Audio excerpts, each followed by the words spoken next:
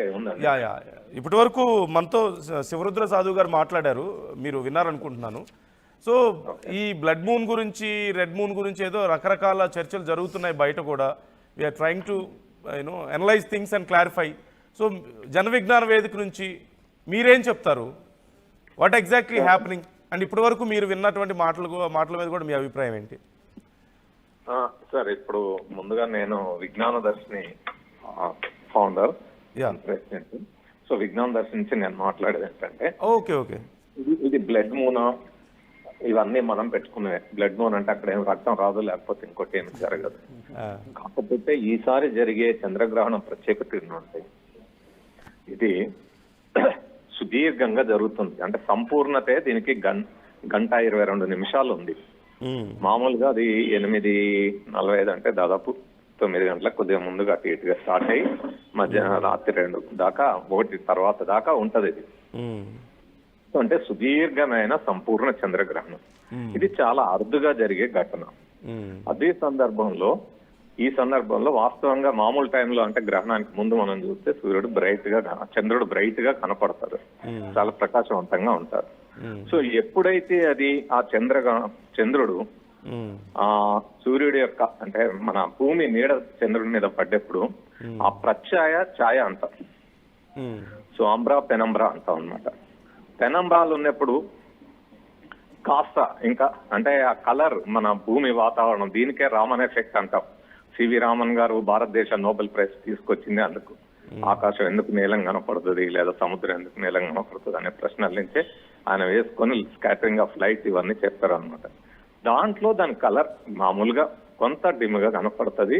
అది మనకి ఇక్కడి నుంచి భూమి నుంచి చూసినప్పుడు కొంత ఎరుపు, మరీ ఎరుపు అంటే ఎర్రగా బ్లడ్ లాగా ఎరువుగా కనపడుతుంది, కొద్దిగా ఎరుపులాగా కనపడే అవకాశం. అయితే ఇందులో సమస్య ఏంటంటే, ఇది ఈ టైంలో, గ్రహణం టైంలో, అది సూర్యగ్రహణమైనా చంద్రగ్రహణమైనా ఏ విధమైన అల్ట్రావైలెట్ రేస్ ఏమి రిలీజ్ కావు. రెగ్యులర్ గా వచ్చే అల్ట్రావైలెట్ రేసే ఉంటాయి. వాటిని మన ఓజోన్ పొర ఫిల్టర్ చేసి పంపిస్తారు. చంద్రగ్రహణానికి అసలు ఏమీ ఉండదు. చంద్రగ్రహణం వైపు అసలు ఏ ప్రమాదం ఉండదు. ఎందుకంటే చంద్రుడి మీద పడే కిరణాలు సూర్యుడి నుంచి చంద్రుడి మీద పోయి అక్కడి నుంచి రిఫ్లెక్ట్ అయి వస్తాయి. వాటి తీవ్రత ఏమన్నా ఉంటే తగ్గుతుంది తప్ప. అందుకే వెన్నెల అందాలని ఆస్వాదించడం, వెండి వెన్నెల, పిండి వెన్నెల, ఇట్లా రకరకాలుగా మనం మాట్లాడుకుంటాం కదా వెన్నెల అందాలు అవన్నీ. కాబట్టి అది ఇప్పుడు ఏ ప్రభావం, ఏ వైరస్లు కానీ, ఏ బ్యాక్టీరియాలు కానీ ఏమీ రావు. ఈ సందర్భంగా అందరూ కూడా బయటకు వచ్చి చూడొచ్చు, ఓపెన్ గా దాన్ని మాట్లాడుకోవచ్చు. సో ఇట్స్ వెరీ నార్మల్, అంతే కదా. జస్ట్ కలర్, అది కూడా బికాస్ ఆఫ్ ఈ రామన్ ఎఫెక్ట్ మీరు చెప్పినట్లుగా ఆ కోణంలో చూస్తే జస్ట్ చేంజ్ ఆఫ్ కలర్, అంతకు మించి తేడా ఏం లేదు.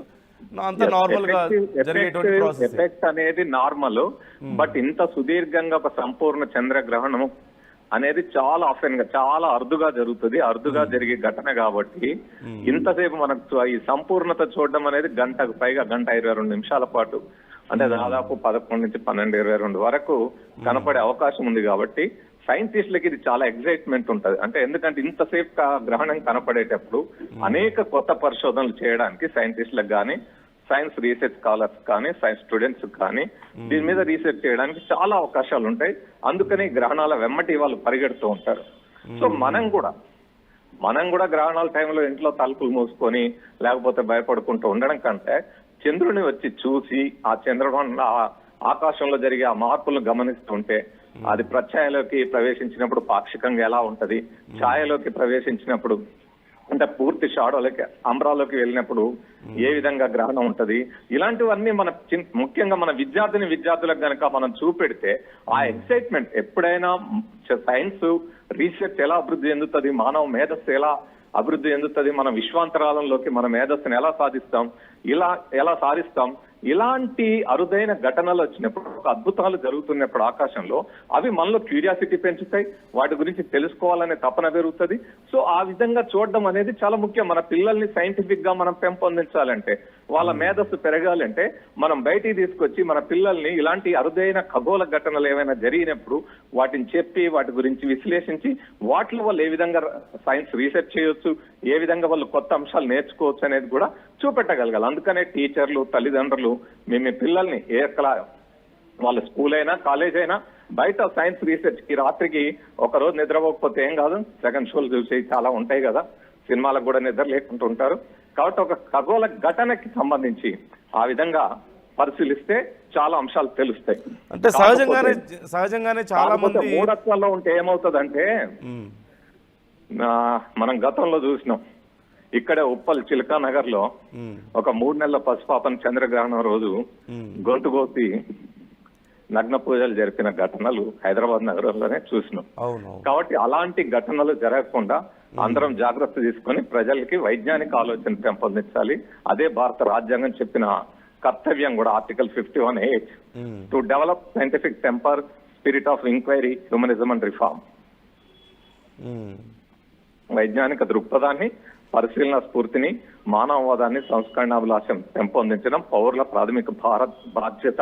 It is a fundamental duty అని మన భారత రాజ్యాంగం చెప్పింది.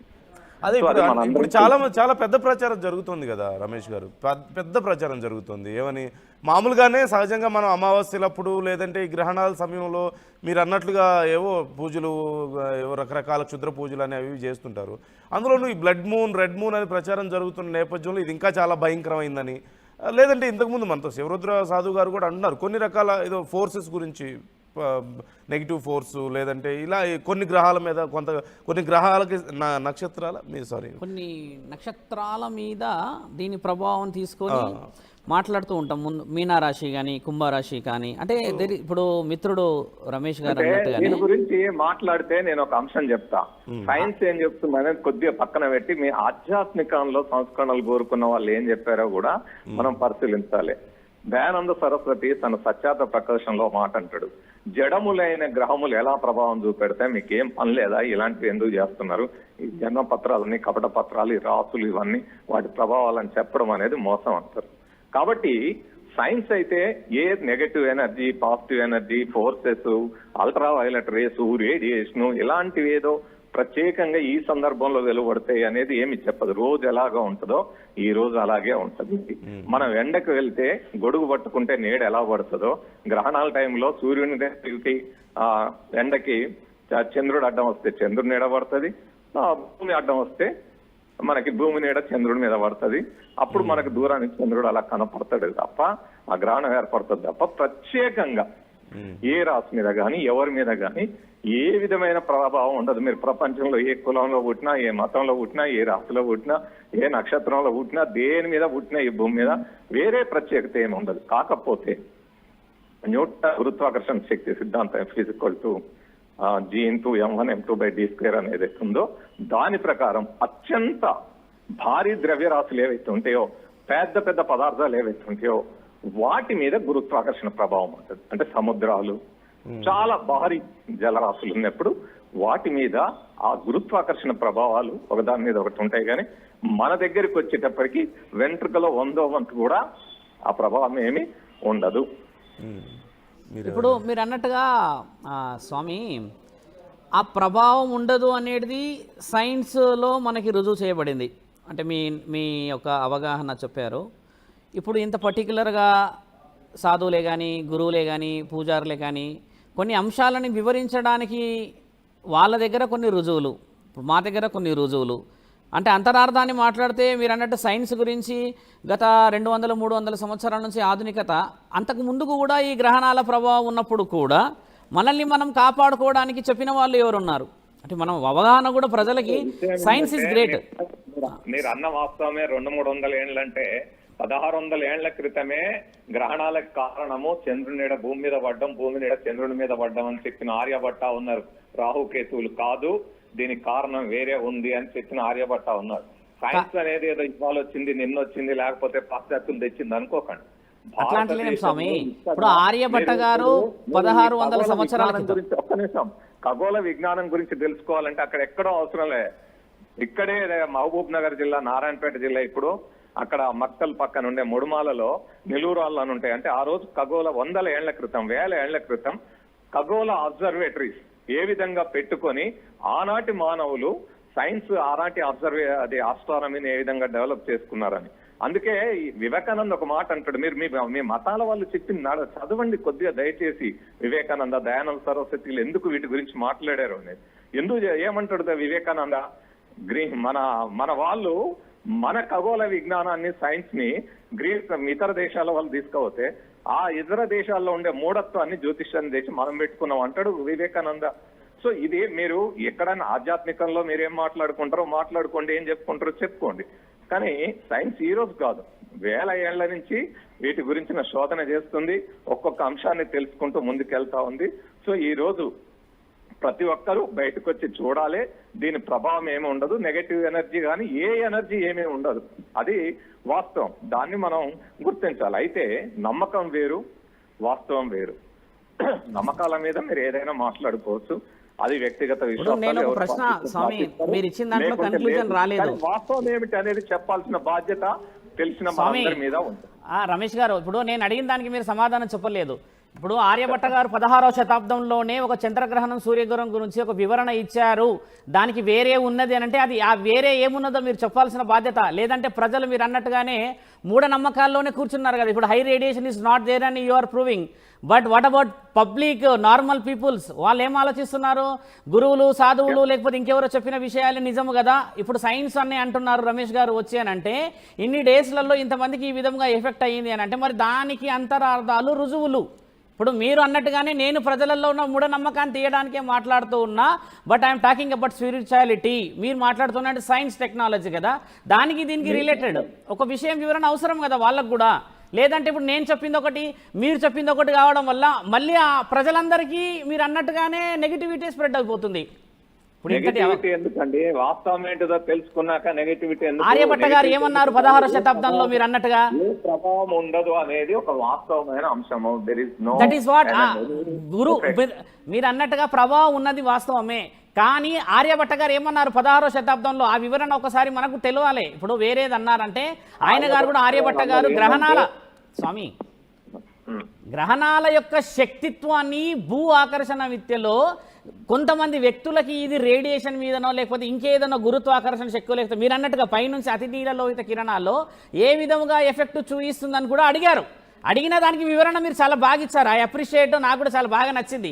కానీ ప్రజలలో ఉన్న ఆ మూఢనమ్మకాన్ని సైన్స్ని పెట్టి తీయగలుగుతామా బయటికి? అది తీయకపోతే మీరు అన్నట్టుగా ఇలాంటి గ్రహణాలలో అందరూ భయపడడాలు, దానికి సంబంధించిన ఇంకెవరో చెప్పడాలు, గర్భిణీ స్త్రీ 4 గంటలు అలా పడుకొనే ఉండాలి. ఎందుకు పడుకొని ఉండాలి? చిన్నపిల్లలు బయటికి వెళ్ళకూడదు, ఎందుకు బయటికి వెళ్ళకూడదు? అసలు సైన్స్ నుంచి వీళ్ళకి ఇంకా కన్క్లూజన్ ఇవ్వలేకపోయాం కదా స్వామి మనము. ఎక్కడిచ్చారు స్వామి? If you open now YouTube మిత్రమా, మీరు అన్నదే అయితే సైన్స్ ఎందుకు ఇవ్వలేదు?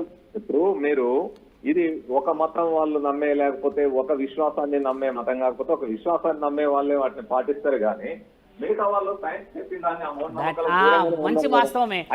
అయితే నేను చెప్పదలుచుకుంది ఏంటంటే, మనం ఏది చెప్పినా కూడా ఏదో మధ్య పెట్టి, అంటే అప్పుడు ఎప్పుడో వాళ్ళు చెప్పారు కాబట్టి మనం ఇప్పుడు అట్లనే మార్మికంగా చెప్పాల్సిన అవసరం లేదు. వాట్ ఈస్ ద అక్కడ వాస్తవంగా జరిగే భౌతిక పరిస్థితి ఏంటి, దాని వాస్తవం ఏంటి, రియాలిటీ ఏంటి అనేది మనం చెప్దాము. దాంట్లో ఏముంది, ఎందుకు అర్థం కాదు అంటే రమేష్ గారు? అంటే స్వామి మిత్రమా, మీరు అన్న ప్రశ్న చాలా బలమైనది, కానీ అది రీచ్ అవుతలేదు ఎందుకు ప్రజలకి? అంటే ఇప్పుడు ఒక సాధువులు, పురోహితులు, పండితులు కాదు అంటే మూఢత్వాన్ని. ఇప్పుడు మీరు ఇట్లా మాట్లాడుతున్నారు, కానీ చాలా మంది మీరు చూడండి, ఈ రోజు అదైతుంది, ఈ రాసుల వాళ్ళు లేకపోతే వీళ్ళకి ఈ పని జరుగుతుంది, అది జరుగుతుంది, అన్ని మతాల్లో. అప్పుడు ఏంది, ఆయన ఎవరు మాంగా బాబా అనేదో చెప్పారు, అందుకనే ఆ సునామీలు వస్తాయి, రేపే వస్తుంది, ఇవాళే వస్తుంది అని ఊదరగొట్టలేదా? రేపే యుగాంతం అయిపోయింది మొదలైంది అని. కాబట్టి ఇవన్నీ జనరల్ గా జరుగుతూ ఉంటాయి. మనము చేయాల్సింది ఏంటంటే, వాస్తవాలు ప్రజలకు చెప్పుకుంటూ వెళ్తుంటే ఖచ్చితంగా ప్రజలు అర్థం చేసుకుంటారు, చాలా మంది అర్థం చేసుకుంటారు. ప్రపంచవ్యాప్తంగా ఈరోజు ఒకప్పుడు మీరు బయటకు రాకపోయేది, కానీ ఈరోజు ప్రభుత్వ సైన్స్ విభాగాలు పిల్లల్ని తీసుకెళ్తే వేల మంది బయట పోయి టెలిస్కోపులు పట్టుకొని రీసెర్చ్లు చేస్తున్నారు, బయటకు వస్తుంటారు. మీరు అన్నట్టుగానే స్వామి భ్రమలో ఉంచాల్సిన అవగాహన లోపితం ఉన్న కొందరు ప్రజలకి ఇంకా అవగాహన రప్పించాల్సిన ప్రయత్నం మాది. ఇప్పుడు శివరుద్ర సాధువు నా ప్రయత్నం కూడా సైన్స్ ఏం రుజువు చేసింది, సైన్స్ రుజువు చేసింది కొన్ని నియమాలు పాటించగలుగుతాం. కానీ కొందరు మీరు అన్న ప్రశ్నకి అంటే నాకు మీరు చెప్పాల్సిన ఒక ఆలోచన ఏంటంటే స్వామి, సైన్సే భగవంతుని నమ్ముకొని పోతున్నది కదా, మరి భగవంతుడి ఆధీనంలో జరుగుతున్న ఈ పరిణామాలు అంటే గ్రహణాల గురించి జరుగుతున్న విశేష వివరణలు ఎలా? మళ్ళా మీరు మళ్ళా దీనికి ఏదో అంటగట్టి భగవంతుడు ఇప్పుడు దేవుడు నేను అంటగట్టట్లేదు మిత్రమా, నేను క్లారిటీ డైవర్ట్ చేయడం కాదు, మీరు నాకు క్లారిటీ ఇవ్వాలి స్వామి. మీరు క్లారిటీ ఇవ్వకపోవడము చాలా, అది మీరు అనుభవజ్ఞులు కదా. నేను ఎందుకు క్లారిటీ ఇవ్వట్లేదు, నేను చాలా క్లారిటీగా చెప్తున్నా. మీరు చెప్పారు కదా, నేను కొన్ని క్వశ్చన్స్ రేజ్ చేశాను కదా స్వామి, నేను కొన్ని క్వశ్చన్స్ రేజ్ చేసినప్పుడు మీరు ఆన్సర్ ఇవ్వాలి కదా దానికి. మరి చెప్పండి ఏం క్వశ్చన్. ఇప్పుడు నేను ఒక ప్రశ్న స్వామి, ఆర్యభట్ట గారు మీరు అన్నారు అప్పట్లో ఒక రుజువు చేశారు 16వ శతాబ్దంలో ఒక విధం ఉంది అని అంటే, గ్రహణాల మీద ఆర్యభట్ట గారు సైన్స్ నుంచి ఉన్నారా, మన ఆధ్యాత్మికత నుంచి ఉన్నారా, ఎక్కడి నుంచి ఉన్నారా అనేది ఒక రుజువు ముఖ్యంగా మనం చేయాల్సింది. ఇప్పుడు మనం దాంట్లో ఆర్యభట్ట గారు తెలిసిన విషయం ఏంటి? వన్ బై వన్ వచ్చేద్దాం. ఆర్యభట్ట సైన్స్ ప్రకారమే ఆర్యభట్టీయం రాశారు. ఆర్యభట్టీయంలో చాలా అంశాలు ఆనాడు సమాజానికి అందుబాటులో ఉన్న, ఆనాడు వాళ్ళు అదేంటి నలంద తక్షశిల విశ్వవిద్యాలయాల్లో చేసిన రీసెర్చ్ కి అనుగుణంగానే, ఆ ఖగోళ అబ్జర్వేటరీస్ వాటిలో చేసిన దానికి అనుగుణంగానే సైంటిఫిక్ గానే చాలా అంశాలు వివరించే ప్రయత్నం చేశారు. ఓకే, రెండో ప్రశ్న, మీరు అన్నట్టుగానే ఆ ఆర్యభట్ట గారు చేసిన విషయాలు ఎందుకు చర్చాంశనీయంగా మనం మాట్లాడుకోవట్లేదు స్వామి ప్రజలకు అందడానికి? ఇప్పుడు మీరు మాట్లాడిన అవగాహన విషయాలు అన్ని చూస్తే ఇవి ప్రజలకు చాలా ఉపయోగకరమైనవి, కానీ ప్రజలందరూ చూడండి నెగిటివ్ లోనే ఉన్నారు.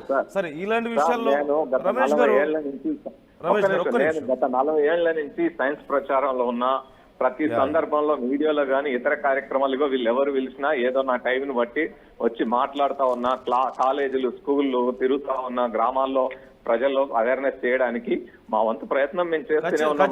అందరూ ప్రయత్నమే స్వామి. చూడండి,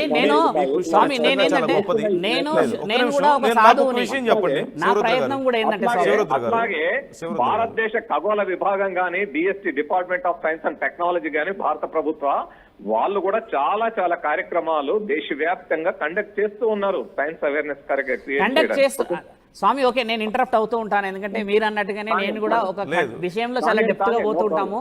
ప్రజలకు ఏంటంటే ఇంకా అవగాహన చాలా రావాలి కదా మీరు అన్న ప్రకారంగా. రమేష్ గారు జస్ట్ కాదు, శివరుద్ర గారు నాకు ఒక విషయం క్లియర్ గా చెప్పండి. సరే, రమేష్ గారు సైన్స్ ఏం చెప్తుంది అనేది క్లియర్ గా చెప్పారు. సో వేదాలను చదువుకున్న వాళ్ళుగా మీరు అసలు మీకు ఈ ఎఫెక్ట్ ఏదైనా ఉంటుందా? ఈ బ్లడ్ మూన్ అనే ఎఫెక్ట్ మీరు ఇందాక అన్నారు కొన్ని రాసులు వాళ్ళకి ఎక్సెట్రా అని చెప్తున్నా కదా, ఆ డిఫరెన్స్ కి మీ దగ్గర ఏదైనా ప్రామాణికం ఉందా? ప్రామాణికం లేకుండా పురాణాలు ఉన్నాయా? 36 పురాణాలు ఉన్నాయి మన దగ్గర, సంఖ్యాశాస్త్రం ఉంది మన దగ్గర, బ్రహ్మశాస్త్రం ఉంది మన దగ్గర. మరి ఇదే సరే పురాణాలు చెప్పిన విషయంలో సైన్స్ నేను ఒకటి అడుగుతా. ఇప్పుడు మీరు పురాణాల ప్రకారం కొన్ని రాసుల వాళ్ళ మీద కొంత ఎఫెక్ట్ ఉంటుంది అనేది మీరు చెప్తున్నారు. నేను అదే